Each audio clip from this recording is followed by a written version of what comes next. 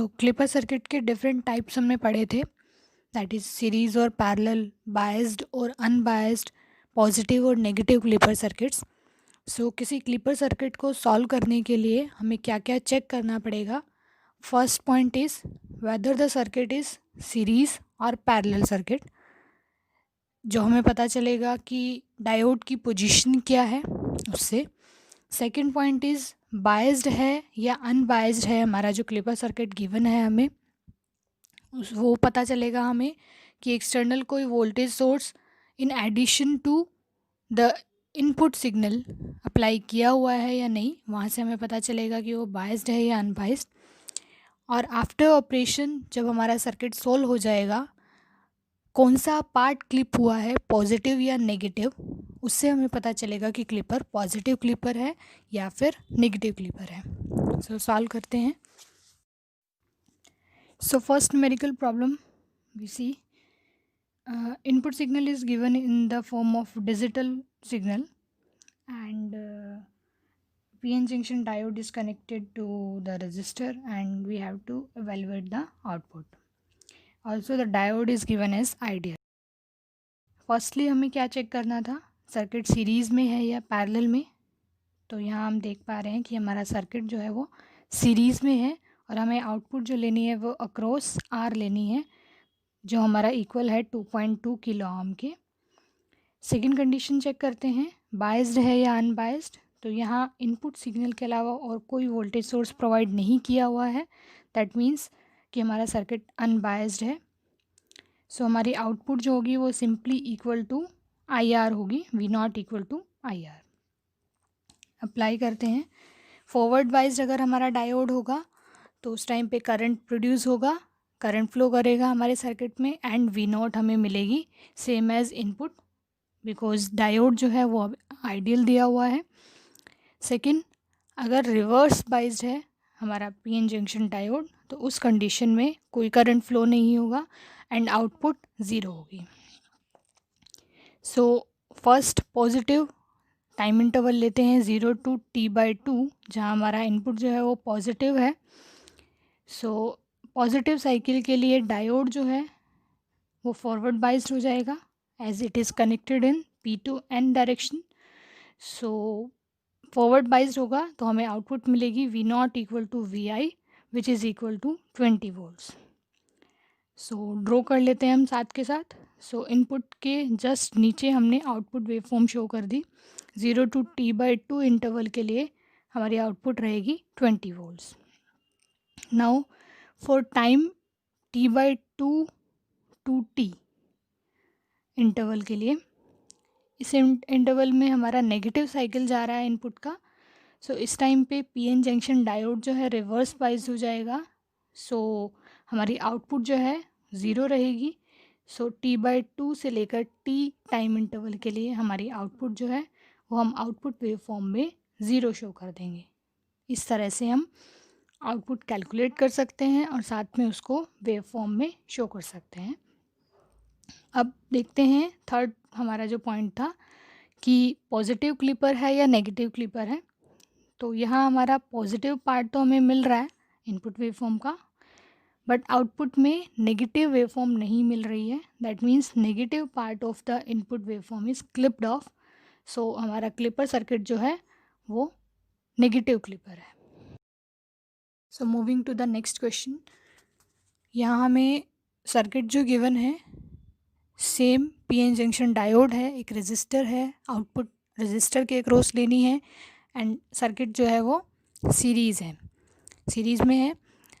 अब डिफरेंस क्या है पहले वाले सर्किट और इस वाले सर्किट में, कि पहले वाले सर्किट में हमें इनपुट जो है वो डिजिटल फॉर्म में, डीसी फॉर्म में गिवन थी, बट यहाँ एसी फॉर्म में है। डिफरेंस ये रहता है कि जब डिजिटल फॉर्म में इनपुट दी जाती है या सप्लाई दी जाती है तो वो कांस्टेंट रहती है, लेकिन यहाँ अल्टरनेटिंग फॉर्म में है। यहाँ 0 to t/2 इंटरवल के लिए कांस्टेंट 20 वोल्ट इनपुट नहीं है, बल्कि वो अल्टरनेटिंग है। सेम इसी तरह से t/2 से t भी हमारी आउटपुट इनपुट जो है वो चेंज हो रही है। सो देखते हैं इसको कैसे सॉल्व करना है। सो हमारा सर्किट जो है वो सीरीज़ क्लीपर सर्किट है। सेकंड, अनबायस्ड है, कोई एक्सटर्नल वोल्टेज सोर्स हमें प्रोवाइड नहीं किया हुआ है। थर्ड, डायोड प्रैक्टिकल गिवन है, सिलिकॉन डायोड हमें गिवन है, तो उसके लिए अब अगर ये फॉरवर्ड बाइज्ड है तो उस टाइम पे वो शॉर्ट सर्किट की तरह बिहेव ना करके 0.7 वोल्ट के वोल्टेज सोर्स की तरह बिहेव करेगा, जो उसका वोल्टेज बैरियर पोटेंशियल के इक्वल होता है। सो लगाते हैं हमारी जो कंडीशंस हैं। फर्स्ट, 0 to T/2 इंटरवल के लिए डायोड जो है पॉजिटिव साइकिल मिल रहा है उसको, but diode N to P direction में कनेक्टेड है, सो N को पॉजिटिव मिलेगा, डायोड रिवर्स बाइज्ड होगा। तो इक्विवेलेंट सर्किट अगर हम बनाएं इसका तो वो ओपन सर्किट की तरह बिहेव करेगा एंड कोई करंट प्रोड्यूस नहीं होगा, आउटपुट ज़ीरो होगी। सो पॉजिटिव साइकिल के लिए हमें आउटपुट ज़ीरो मिल गई।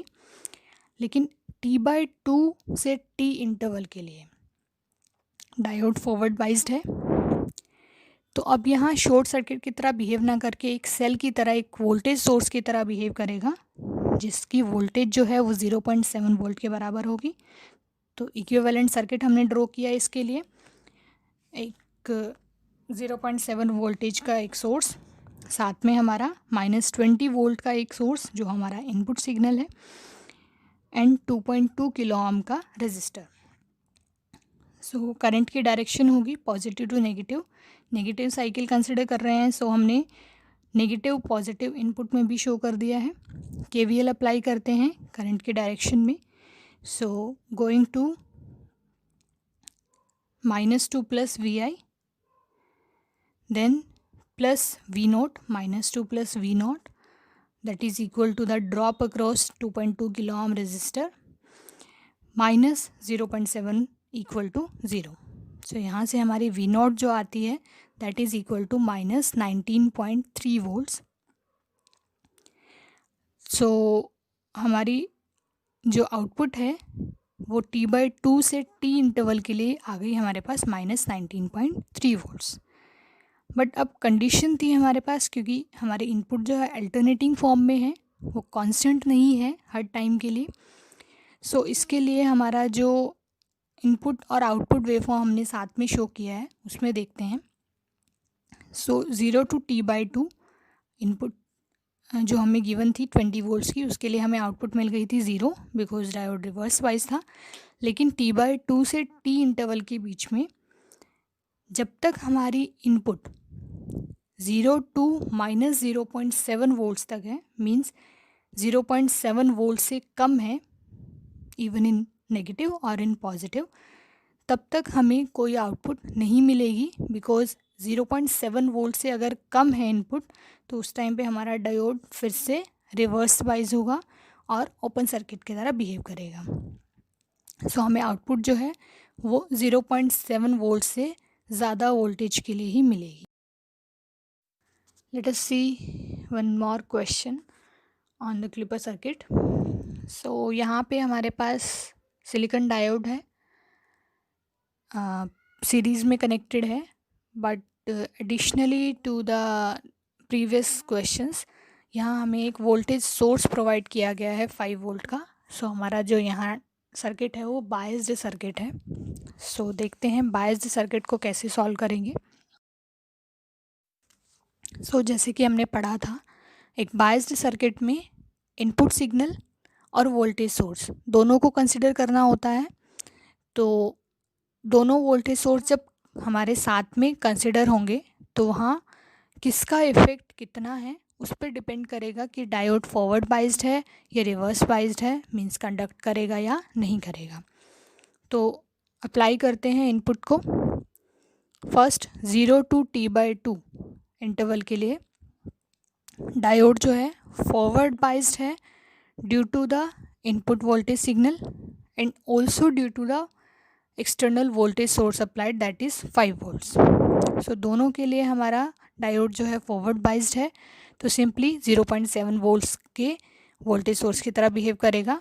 सिंपली करंट के डायरेक्शन में KVL अप्लाई करते हैं, moving to clockwise direction, and we get the output as 14.3 volts. So this was to the interval 0 to T/2. Now for interval t/2 to